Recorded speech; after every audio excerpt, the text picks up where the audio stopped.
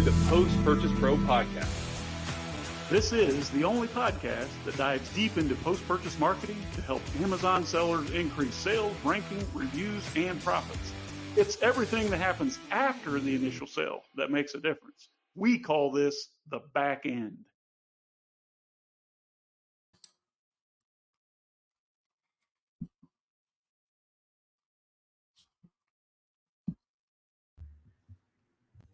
Hey, welcome to the Post-Purchase Pro podcast. You're here with me, Dylan, and Amir, filling in for Sean and Seth today. And we're going to be interviewing Hristo today, one of the co-founders of Hyperzon, a boutique full-scale Amazon marketing agency that works with 7- and 8-figure brands from the US, Europe, and Australia. Hey guys. Hey Hristo, how's it going? Yeah, pretty good. Nice to be here on this podcast with you. Awesome. So could you tell us a little bit about your story? Like, why did you create Hyperzon? Oh, that's a great question. Well, basically this started a long time ago. I've been in e-com for, I'd say 7.5, 8 years now.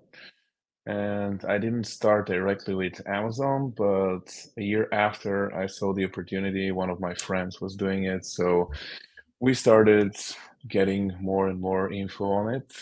And at some point, I became proficient in it. We launched a few brands. And at some point, I decided to partner up with a couple of other guys who are also doing the same. And we were like, okay, let's do it for some other folks if it's working out for us as well. We think we can provide a lot of value. And actually, we started by believing that we can help brands from Eastern Europe to go to the US and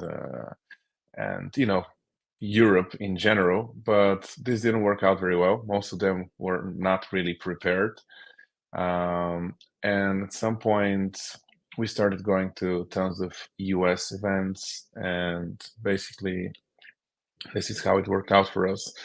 Because me and my partner, we spent some time in the US. We are very close to the culture, to be honest, in the US. So it was super relatable. And it worked out really well for us. And right now they invite us to all sorts of events as speakers in the e-com world. Not only Amazon events, but all sorts of like affiliate e-com events, etc. That's awesome. That's awesome. So going on to all these events, do you see any consistent things that a lot of sellers tend to be getting wrong going about, whether it's launching products or how they do their PPC or, a lot of the, like, is there anything that you're noticing that a lot of people often do get wrong? Yeah, that's a great question. I think the thing that many people do wrong is underestimating stuff. And they're like, what I see very often is people like, we're going to do PPC, and this is the only thing we're going to do, and this is going to work out for us, and just focus on PPC, PPC, PPC. And everybody is like, no matter if they are Amazon sellers or they come from the D2C space, they believe that PPC is going to solve all of their problems. And they couldn't be more wrong. I mean, if everything else is not polished and perfect, your PPC is not going to perform. What I'm trying to say is that you need to think and really put yourself into the shoes of your customers and start thinking, okay, what do these guys want to find on my listing? What are they looking for? What solution they're looking for? And you start thinking, and you just need to provide it for them through your images, through your text. And in general, you really need to provide a great experience. And when all of that is well done, you can concentrate on PPC, because this is when PPC is actually going to perform. But before that, if you have a shitty image, like main image, or in general, things don't look very consistent, you cannot expect your listing or brand to perform on Amazon. I'd say this is the biggest mistake that I see. People are like, oh, my ACOS is so high, or yeah, of course. I mean, because your listing and product and brand, they don't look good. I mean, it's 2023, you need to be up to date, and right now the competition is severe. I mean, everybody knows what they're doing. So you need to stand out. And if you're doing a mediocre job, it's definitely not going to work out for you. Yeah, no, I can definitely agree with that. I've seen quite a few times where people want to add in email marketing to their company, or they hire a PPC agency, but they haven't even finished fully developing out their brand yet and like giving their Exactly. brand a good feel. A brand's not just a sticker that you slap onto the side of a product and we're good to go. Exactly. I can actually give a recent example of how we helped one of our clients. So they were stuck basically doing around 20K a month. And they're like, oh, what do we do? They're actually very high priced. The products in their niche are around 180 bucks. And we analyzed the niche first and all the reviews. You really need to think whenever you try to improve your products. So we read all of the reviews, and all of the reviews, the bad reviews, are pinpointing the same exact thing. So this product comes like most sellers provide an app for this product, but the apps were so cheaply done and crude that nobody was happy with it. So all of the bad reviews were about the application that comes with the product. So we were like, okay, how about we don't have an app, but you guys go and negotiate with your manufacturer lower prices because you don't actually provide the app. Because the app was Chinese made, actually, which was the Mhm. worst part of it. And they're kind of providing it as a perk and they're charging on top because of the app, but the app was really bad. So, so what happened is the manufacturer lowered the price of the product and we were able to position ourselves at around 170 bucks, lower than anyone else. Based on the feedback that we gathered, we also put a bonus product and it was visible on our listing, which was very important. Also, we made new manuals that were easier to understand because people had issues with the manuals for these products as well. And we rebranded as well this product for them because, like I said, this is very important in 2023 to look good. And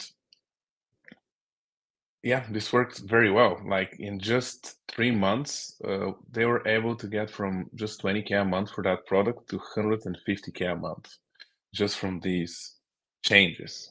So what I'm trying to say, sometimes less is more in a sense. If the more that you provide is not perfect and working well, you'd rather, get rid of it, in my Mhm. experience. Yeah, Yeah. that's awesome. So you got rid of the app and then you added in other bonuses to make yourself stand out more, instead of just having this crude app that nobody even liked in the first place because of how it was built. You added in these other bonuses, and that's really what made you guys stand out from the Yep. competition. It's awesome. Exactly. Yeah.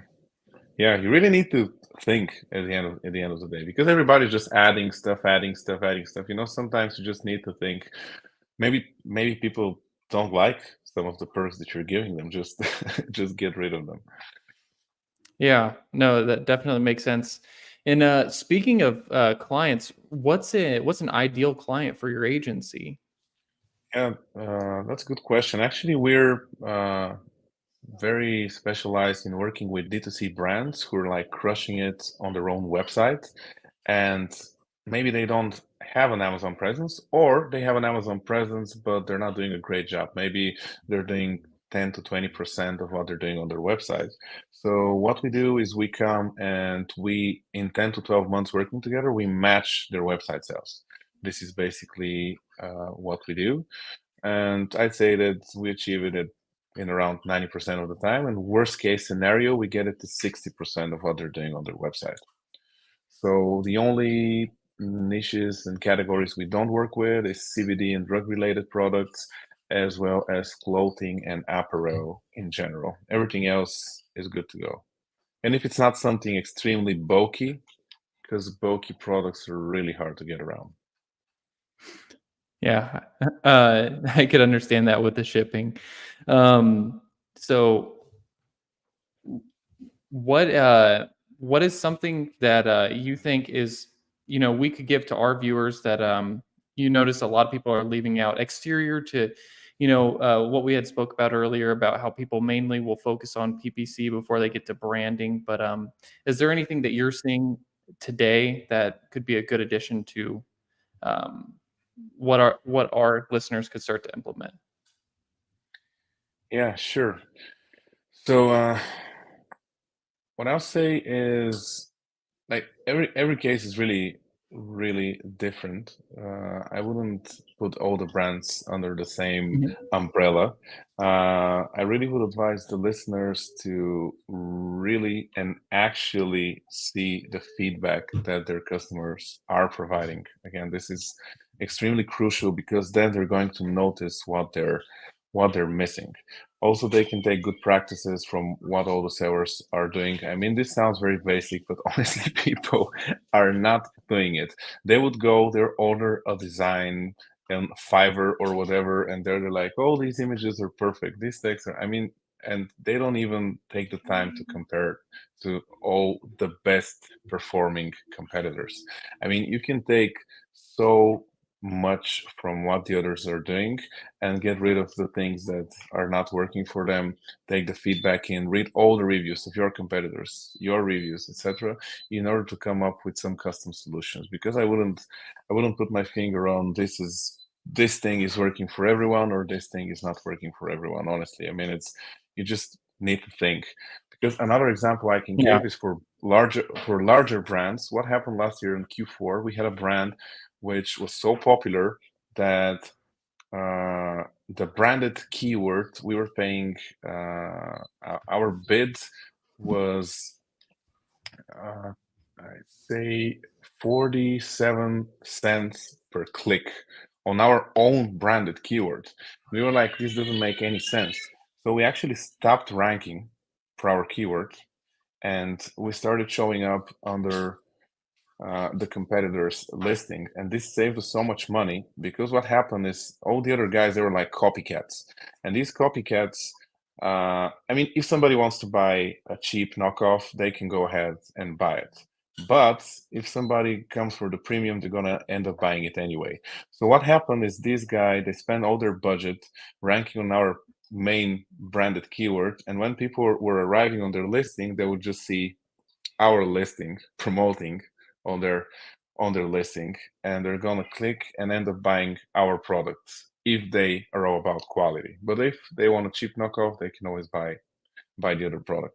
This really saved us a lot of money in Q4. Again, what I'm trying to say with this example is there is not a one size fits all solution, and I would approach everything, well, like differently. Yeah, so Makes you essentially were piggybacking off the competition then. Yep, in big time. So Actually, this we managed. People can do some how to say some strategies that people don't think about. What I can say is you can try to rank your Amazon listing on Google with SEO. I don't know if many people have tried that, but because Amazon's like website score is so high, it's much easier to rank an Amazon listing on Google compared to ranking your own website.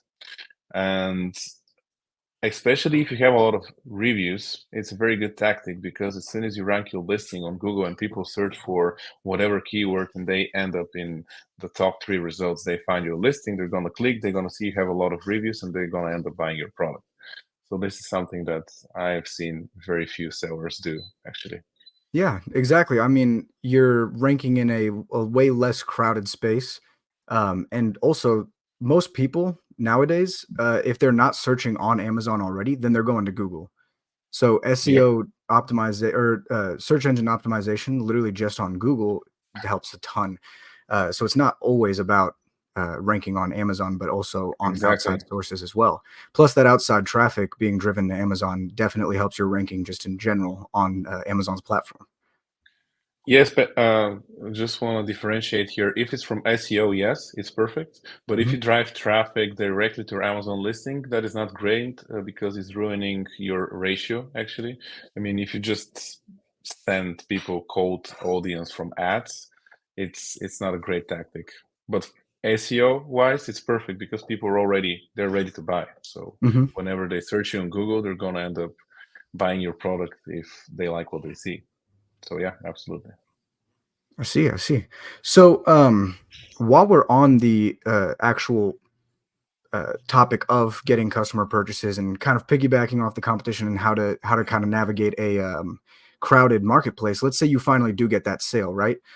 How would you, or what kind of strategies would you suggest to Amazon sellers to help retain customers after they've gotten that first purchase? And that's a great question. I think it's a lot of what you guys do. Actually, it's a bit gray, of course, but we do some QR codes and just positioning them very well so that people are actually happy with the whole experience. So they would go to a web page and we're going to collect their emails.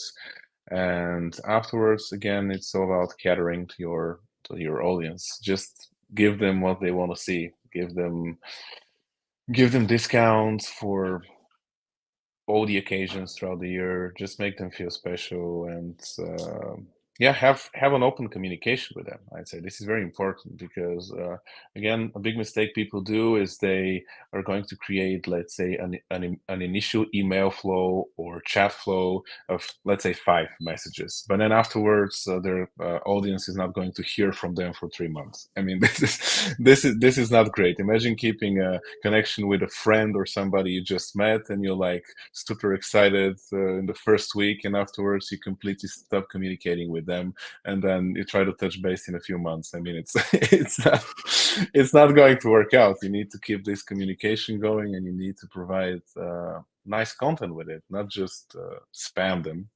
So really, what you guys are doing in general, and strategies like that work very well. Just treat your audience like you'd like to be treated if you buy a product. Yeah, absolutely. That does tend to be kind of a thing that we see pretty often actually on this side of things is if anyone does come join the program or the service with a list of their own, the most often thing or the thing that I hear the most often is actually, yeah, we have a list and we're collecting emails, but we don't really know what to do with them. We sent them like 2 emails after they signed up, and then we just like, well, what now? And that is definitely a super important part of it, is just keeping that communication, even if you're not sending them a ton of sales all the time. Just have some sort of open line of communication, whether that be for customer service help, just so that they feel like they're taken care of, or if that whether that be through that or value emails, providing them with Exactly. just content. And content doesn't always have to be something that's expensive to you as the seller. It can pretty much just be anything that you think your customer base or your demographic would be interested in.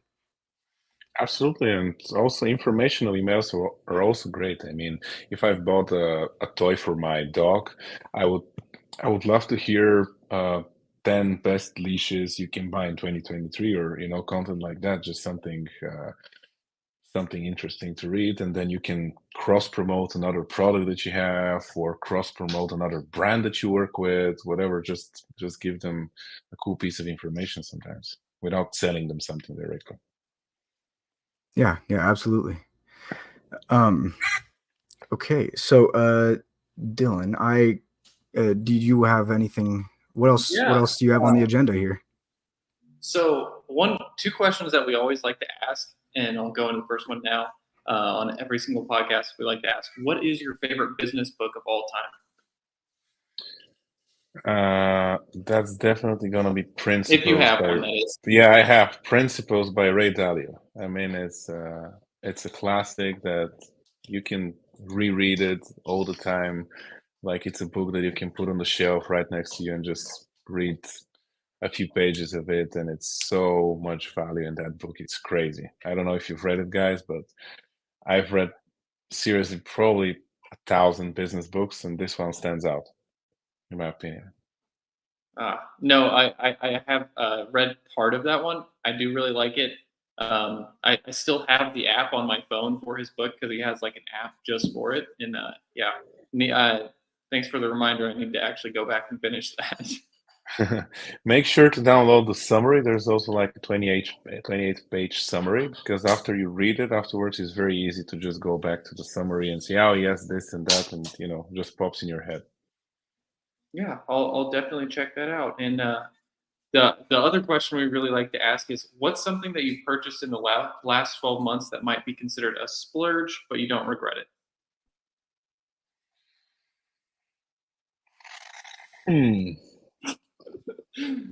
A baby camera. Sure, we'll Yeah, go with it. it's called the Miku brand baby camera. I mean, it's like super expensive. And the beginning they were not charging a subscription, and then all of a sudden they got acquired, and they were like, "Oh, we're gonna charge even for the most basic features now." Amazing! Oh This is the most expensive camera on the market, but we're gonna charge you a subscription to use it. And you're like, "Oh, thank you guys." Oh my! So now you not only need a subscription to stream movies and TV shows, but also your cameras. Yeah, to just be able to see if my baby is asleep. Oh my, that's insane. So is there anything that, like, how can our audience get in touch with you, or did you have an offer for anybody today or anything like that? Sure, yeah, for everyone that's listening to this podcast, if you go to our page and say that you come from this podcast, we're going to give you a 20% discount for all of our services and a free audit on your Amazon account. That's awesome. And they can find us through our website, hyperzone.io. And I guess you're going to provide some more info in the notes. Yeah. And what if there's one thing that you think that the listeners should take away just from the call that we've done today, what would you single that down to?